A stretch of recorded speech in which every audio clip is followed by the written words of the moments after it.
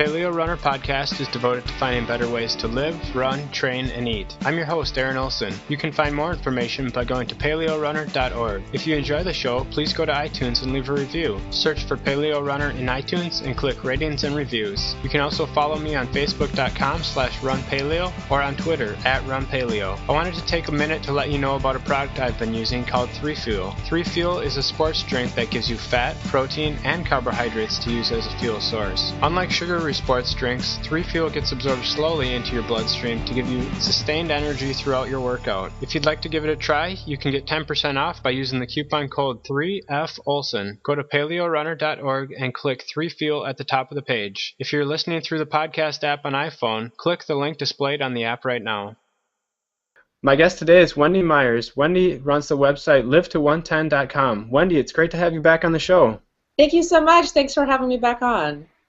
So Wendy, I wanted to have you back on the show just to discuss, you have a lot of knowledge about nutrition and supplementation and getting lean and things like that, and I know you're coming out with a new book about getting lean. And as endurance athletes, that's one of the main things is if we can stay lean, then we can move faster over a long distance. So what are some of the basic tips that you found with this thing that you call the modern paleo diet? Well, definitely, my book is called The Modern Paleo Survival Guide. It was titled, really boring, it was called The Modern Paleo Diet. And I wanted to expand a little bit more beyond diet. So my new book is about diet, lifestyle, detox, and surviving. So that's kind of the subtitle of the book, because I thought it's not enough just to eat a healthy paleo diet. We also have to think about lifestyle and detoxification to be the healthiest people we can be. But as far as keeping lean as an athlete, I think really one of the most invaluable tips one can think about, and I got this from the Perfect Health Diet, which I worship Paul Jaminet. But he was talking about how a lot of people don't really do well doing no carbs, doing a really strict traditional paleo diet. I don't think that works for the majority of people, though some people seem to do just fine on that. I don't.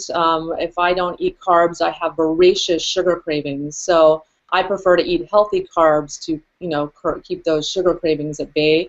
But definitely for an athlete that's burning a tremendous number of calories, they have to get some carbs from somewhere, and they'll end up having better athletic performance, better sleep, and just better health in general by eating plenty of healthy carbs. Like, potatoes are amazing. Any kind of potatoes, sweet potatoes, any kind of dense carb. I eat lotus root a lot. Those have carbohydrates, but it's a very healthy food. But there's many different types of carbs you can eat aside from grains. Okay. Yeah, Paul Jaminet's been on the show a few times, and that's one of the things that I really like about him is he kind of moderates his approach, and he says some things like white rice and white potatoes are actually okay to eat. What are some of your favorite safe starches that you eat? You mentioned lotus root. What is that? How do you cook it, and how do you eat it? Well, I like Japanese food, so I do my paleo Japanese thing, but with white rice. Paul Jaminet prefers the long grain white rice. He feels like that is of all, and the China study confirms this as well, that of all of the grains in the world that people eat, that white rice is the least correlated with disease. So that there's a reason that 50% of the world eats white rice on a daily basis, because people know intuitively what to eat. So I try to take my nose out of the book sometimes and out of the research and just look at common sense. People know intuitively what to eat. So I try to guide myself on common sense as well, not just reading studies or reading other people's work, because there's a reason people have eaten animal fats since the dawn of time. There's a reason people are eating white rice today and things like that, because it works for the majority of people. For what I eat, like I said, the lotus roots, I ate a big gigantic pile of it yesterday. It's just a root, just like potatoes and other tubers, and it's just got little holes in it, and just like a potato with holes in it, basically. And I soak them in rice vinegar, and they're in little slices, and just really tasty. Very nutritious. Now, I wrote a blog post about potatoes, and I was completely blown away by how, and I have a whole chapter in my book as well about potatoes. I was totally blown away how potatoes are so nutrient dense that you can actually survive for months only on potatoes. Really? What are some of the nutrients that are in potatoes? Because a lot of people Everything. think, what is it? I've heard there's vitamin C and potassium. Is there more than just that? Yes, they have not complete, but there's 4,000 or 5,000 different types of potatoes. So there's a lot more variety than what we're seeing, at the grocery store. But actually, the russet Idaho potato is one of the most nutritious potatoes that you can eat. Really? I tend to prefer Peruvian purple potatoes because, obviously for the most part, in general, the darker the vegetable, the more nutritious it will be. The more color it has in it, and the darker the color, the better. But even white potatoes have all kinds of amino acids, tons and tons of minerals. They extract it from the soil. But of course, you want to eat them organic because they extract minerals, but they also extract pesticides.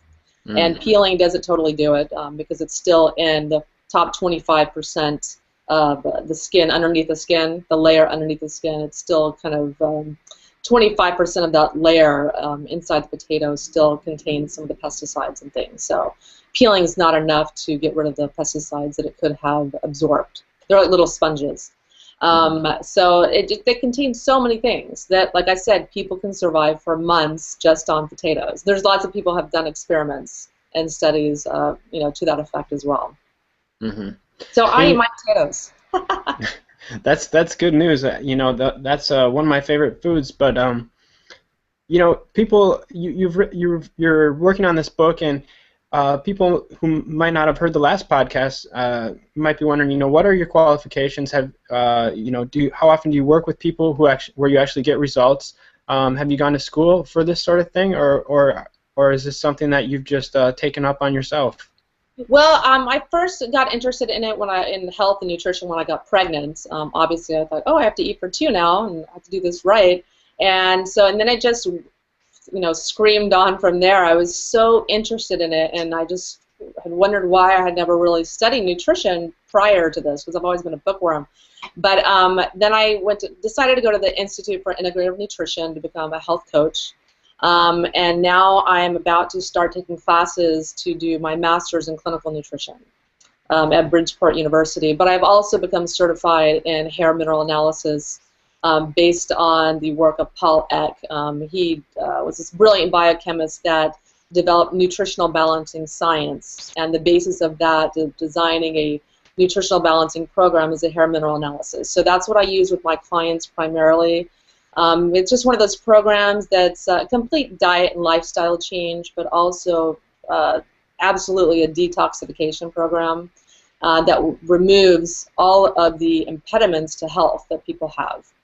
Most people, no matter the healthiest diet they eat, no matter what kind of diet, including paleo, the most nutrient-dense foods, they still are going to have mineral deficiencies. It's a reality in our food supply today. Our food is just grown on nutrient-deficient soil. There's no money in it for farmers to remineralize the soil, or very few farms are using biodynamic techniques that would lend itself to more minerals and nutrients in the soil. And then coupled with the mineral deficiencies, people have heavy metal toxicities. It's a reality in our modern environment. If you breathe in the air, one of the byproducts of coal burning and coal fuel is mercury. It's in the air. It settles in the water. It gets in our fish. We've got 100,000 industrial chemicals unleashed in the environment with no testing. We have on average 700 chemicals in our bodies. The EPA tested and found that. And so, unfortunately, if you plan to be really healthy and live a long time, if you want a performance edge for your listeners that are training athletes and whatnot, you have to detoxify your body because eventually, inevitably, people suffer subtle health conditions, if not outright disease, which is a reality in our world today. 1 in 2 women, 1 in 2 men come down with cancer. 1 in 3 women. Not to name all of the modern diseases that we suffer from today. We have all kinds of new diseases. It's a whole new world. We don't have the same sets of diseases that we had even 30 years ago. Autoimmune is on the rise. and so many other health issues, allergies, asthma, etc., are on the rise. And this is because of heavy metal and chemical toxicity. So that's one thing my book goes into as well, is you have to have a lifelong detox strategy to detox your body from what you've already absorbed and to address, continue to detox what you're absorbing on a daily basis. That's pretty interesting. And like you said, for people who want to be at, perform optimally and really be at the top of their game, that sounds like it'd be pretty important.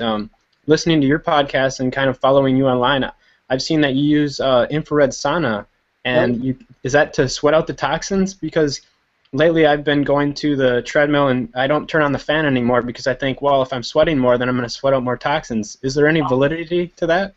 Yeah, you do sweat out some. I mean, that's definitely one of the mechanisms the body has developed in prehistoric times and Paleolithic times, is we do sweat out toxins. And so that's a very effective mechanism. You don't sweat out that much when you're working, but it is very, very important, because when you don't sweat, when people who are sedentary and don't work out, their body loses the ability to sweat. Their body, it's just not something they're doing. So the body kind of stops doing it, and then people become more and more toxic over time.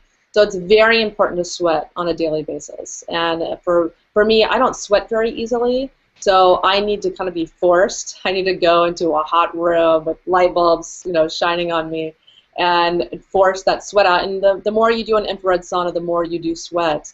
But I do an infrared lamp sauna. It's a near-infrared lamp sauna. And they're just 3 red bulbs that you can get at any Home Depot, 250-watt bulbs. This is not brain science, not brain surgery. And you just sit in an enclosed space with a little heater. I have my little, heater that I got at Home Depot, and it's amazing. It doesn't get that hot, but you do sweat. And every time that you do that, I do it for about 30 minutes a day. And I've been doing. I don't do it every day, but I have been lately because I'm trying to get some results on my hair mineral analysis. Because the more infrared sauna I do, the more metals come out on my subsequent hair tests, my hair mineral analysis that I do every 3 months. And so it's pretty profound how much it increases the metals coming out of you. So not only are you detoxing heavy metals and mercury and things like that, but you're also sweating out BPA and phthalates that are in all the scented shampoos people love to put on their bodies, and hundreds of other chemicals that are really, there is no testing for at your doctor.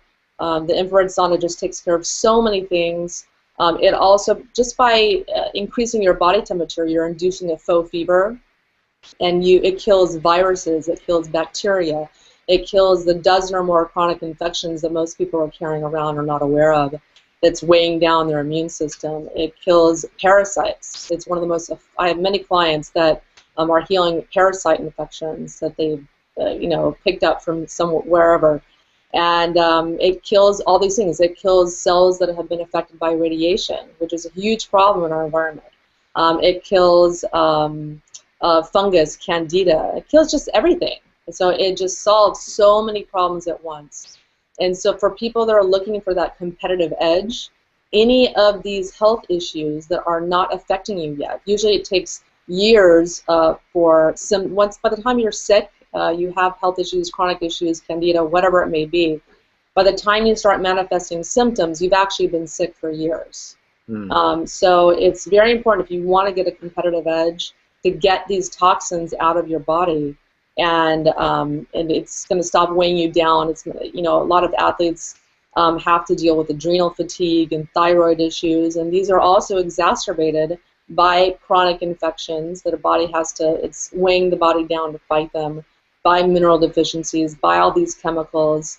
If you get this stuff out of your body, you're going to have more energy to compete. So if we're talking to listeners who are already sweating a bunch every day, would this infrared sauna be helpful to them? And it sounds like you made this yourself. How much does it cost to put one of these things together? I actually bought one from my old hair mineral analysis practitioner, the practitioner that I originally started working with, to do my own nutritional balancing program, and her sister makes them. So it was $250, which is not a lot of money for something that's really so effective for your health.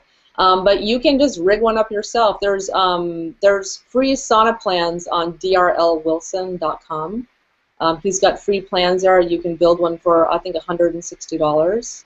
Especially if you're a handy guy or a handy person, you can just get the bulbs and 3 little fixtures, and you're good to go. But for someone that is sweating every day, they're an athlete, like I said, the sweating it's not enough. Our bodies are so toxic today that you have to take it to another level.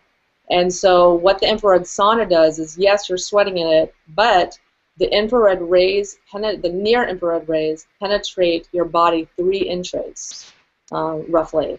And so what they do is they get in there and they're detoxing you 3 inches deep into your body. And so it's a much deeper detox than simply sweating when you're running. A far infrared sauna, which most people will see at saunas, those are amazing too. They only penetrate 1.5 inches roughly, which is about 3.8 centimeters. So they're amazing, and I did those for about a year prior to just buying my own sauna at home for convenience. But I definitely recommend them to anyone. They're an invaluable tool. They're really one of the only ways you can get out all these chemicals and heavy metals. Okay. So you mentioned that as one of the lifestyle things that you use for detoxification. Are there other things that you do on a daily basis, either for detox or just part of living this modern paleo lifestyle? Yeah, well, one of the other things I do is I definitely do juicing. I do carrot juice and other vegetable juices on a daily basis. I do wheatgrass shots a couple times a week. That's all I can handle. But I also, lifestyle stuff, it's very important, is sleep, especially if you are running. You're running every day, and it can be very depleting mineral-wise for your body. It's very stressful on the body to be running every single day. Because our bodies aren't necessarily designed to do that, but some people definitely are able to do that more than others, or they're able to tolerate that kind of level of stress on the body. Some do it excellently. I'm not one of them. I don't run because I'm not very good at it. Because I'm too tall and I kind of run like a duck. But one of the most important things is sleep. I try to sleep 8 to 10 hours per night. But one of the realities of detoxification, it does take energy. So because I'm very heavy on detoxification, I tend to be kind of tired a lot. But I'm hoping that coming out on the other side of my detox program, I'm going to have a lot more energy once you remineralize your body and detox all these chemicals that are kind of weighing your body down and fatiguing you. So for that reason, I do sleep 8 to 10 hours a night. I take naps whenever I'm tired. And I also, to try to get my circadian rhythms in sync, which is very important, we have to adjust our lifestyle as much as possible to accommodate our ancient bodies, because our bodies evolved over millions of years under certain, circumstances, and those circumstances are we went to bed at nighttime when the sun went down. We went to bed. So I try to go to bed at about 8 or 9 o'clock as much as I can, and that when I do that, even though it's kind of hard to, because I want to stay up and write my blog or do whatever, go nuts on the computer, it really is so much better to get your circadian rhythms in sync. And also staring at the computer also presents problems with suppressing melatonin production. And so when we have to do everything we can to enhance melatonin production. And so that's another thing I talk about in my book as well, on the site, lots and lots of studies that we need to get strong sunshine during the day, preferably in the morning is usually best. We need to stop looking at our computers and our phones after dark. I know I'm asking a lot. It's almost impossible. I don't do so great with that, but I'm at least aware of it. I'm aware if I even look once at my phone, it can suppress melatonin production by as much as 50%. Really? Okay. Yeah. And it's also very important to eat meat to increase melatonin production, because our bodies use meat. They use the amino acids in meat to make serotonin, the neurotransmitter in our brain. And we need to have an excess of serotonin to produce melatonin. That's what melatonin is made of. So we have to give our body, people that are not eating meat, guess what? They're not sleeping so hot. This is exactly what I found when I was vegetarian. I would wake up every night in the middle of the night for hours. It drove me insane.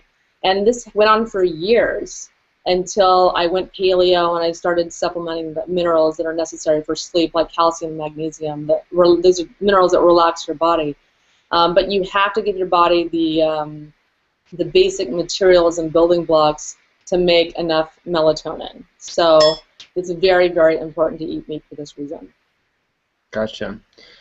So, let's go back to diet a little bit, because last time you were on the show, you mentioned that perhaps eating something like blue corn chips were okay. And so I had never heard that before. I looked at a package of blue corn chips, and they were fried in like corn oil or soybean oil or something like that. Where do you find these blue corn chips that you're eating? Yeah, they're not perfect, unfortunately. But the blue corn chips are incredibly nutritious. They're really like a superfood. And so for me, sometimes I'm willing to make certain exceptions. It's really difficult to eat perfect all the time. So I eat blue corn chips a few times a week, and they are fried in safflower oil, which is an omega-6 oil. But again, it's one of those foods I'm willing to make an exception for, just because it's so good for you. The blue corn chips are really heavy in selenium. They're very rich in selenium, and they are selenium is one of those nutrients, those minerals that's very, very deficient in our diets today, and we have to have selenium to produce thyroid hormones. So if you're not producing enough thyroid hormones, you're going to be tired and depressed and gain weight easily, and you will reduce your competitive edge if your thyroid isn't functioning optimally. So it's one of those things that, like I said, I make an exception for, and they're really good. They're tasty. Yeah. So do you subscribe to this rule, like the 80-20 rule, where you try to eat good 80% of the time?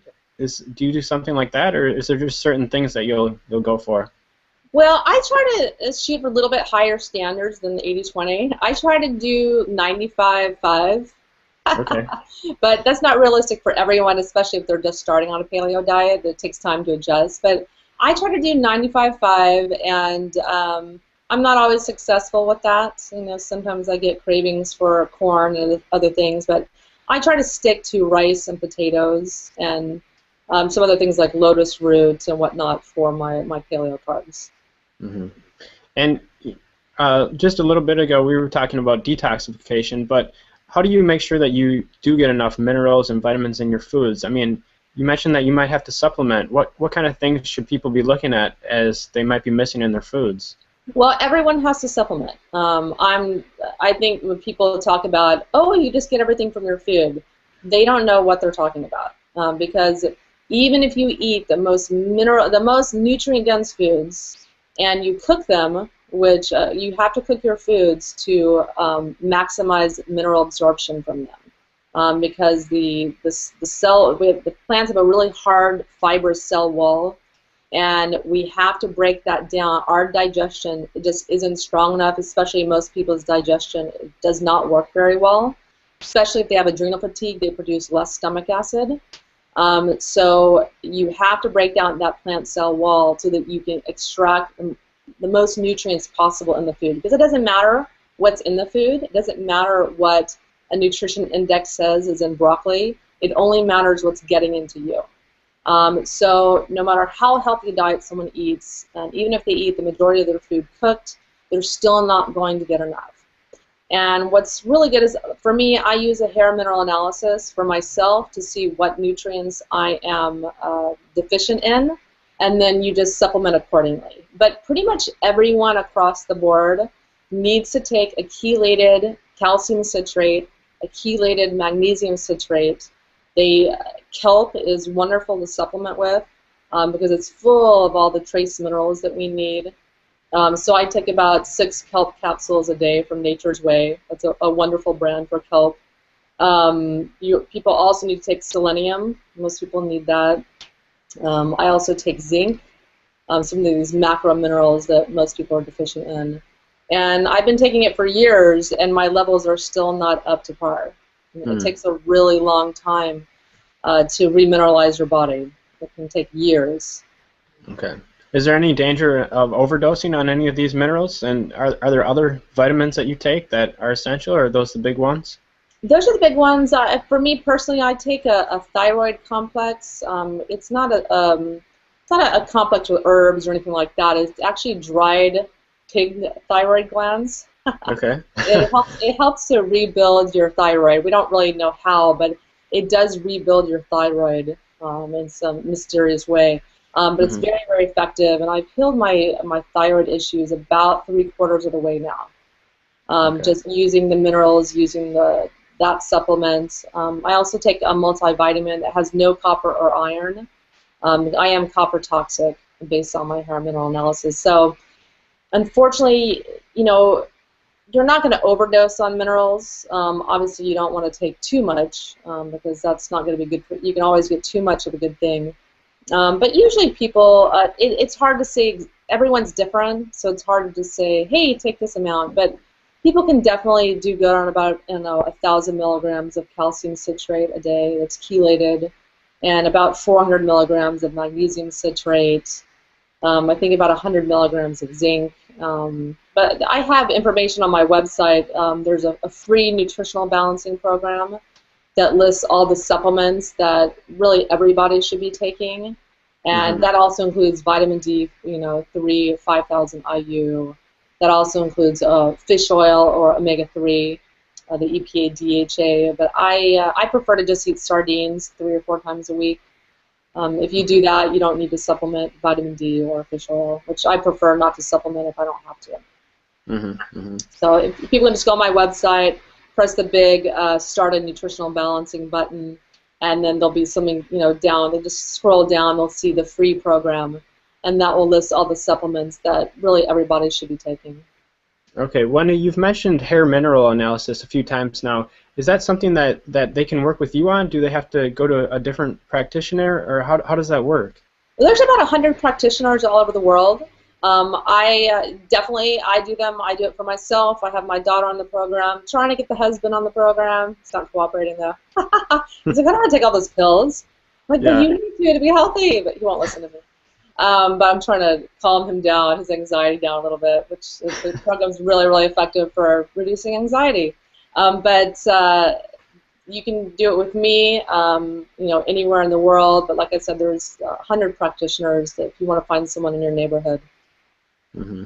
Yeah. So, as far as let's go back to your book, and it's about getting lean and getting healthy. What are some of your biggest tips for really getting lean and staying lean?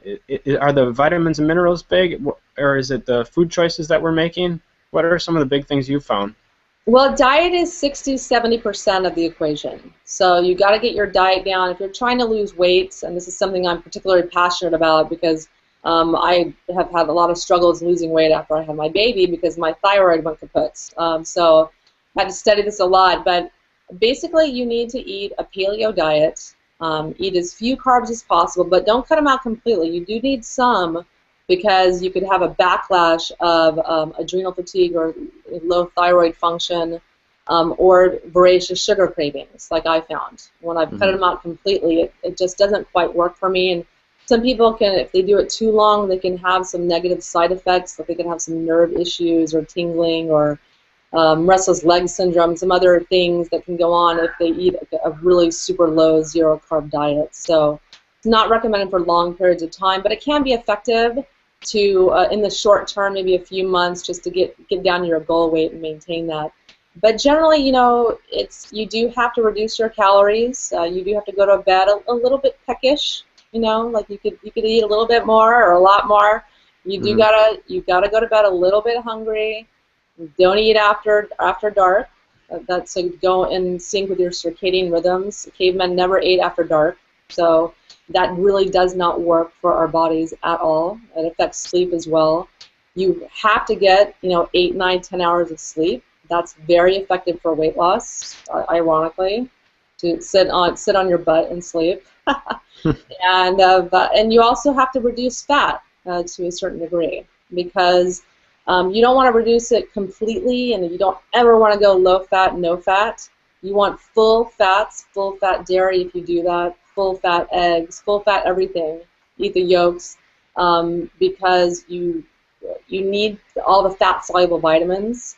But you do have to reduce fat some so that when your body does need some fat, it takes it out of your stores, your store of fat that you're trying to lose. So it's about going a little bit low carb, a little bit lower fat, and a reduction in calories. Gotcha. Well, Wendy, we've hit a lot of different topics. Where can people go to find out more about you and your work? Well, you can go to liveto110.com, and I also have a podcast. It's the Live to 110 podcast that I co-host with Lee Lowry, also known as General Lee. And she just started with me, and she's going to be debuting next week. And so we have a lot of fun on the podcast, trying to make it really fun. And my book just now became available for pre-sale on the website. I'm just putting some finishing touches on it. And like I said, it's all about the most nutrient-dense paleo diet that you can eat, because it's not enough anymore just to tell people to eat more fruits and vegetables and grass-fed meat. We have to take it to the next level. And I tell you, the most nutrient-dense fruits, the most nutrient-dense vegetables, all spelled out. I've got about 30 survival guides in the back that summarize all the info that I have in the book. So, because I hate it when I read a really good book and then I can't find the information again. So I put 30 survival guides in the back about protein, vegetables, fruits, you name it, seafood survival guide, what seafood is best and safest to eat and the least toxic. So there's all kinds of info like that, and then I go into lifestyle tips and the detoxification and the best detox protocols that you can use, the most effective ones that you can use for a lifestyle detoxification plan. Great. Well, Wendy, thanks so much for being part of the show. Yeah, thank you so much for having me.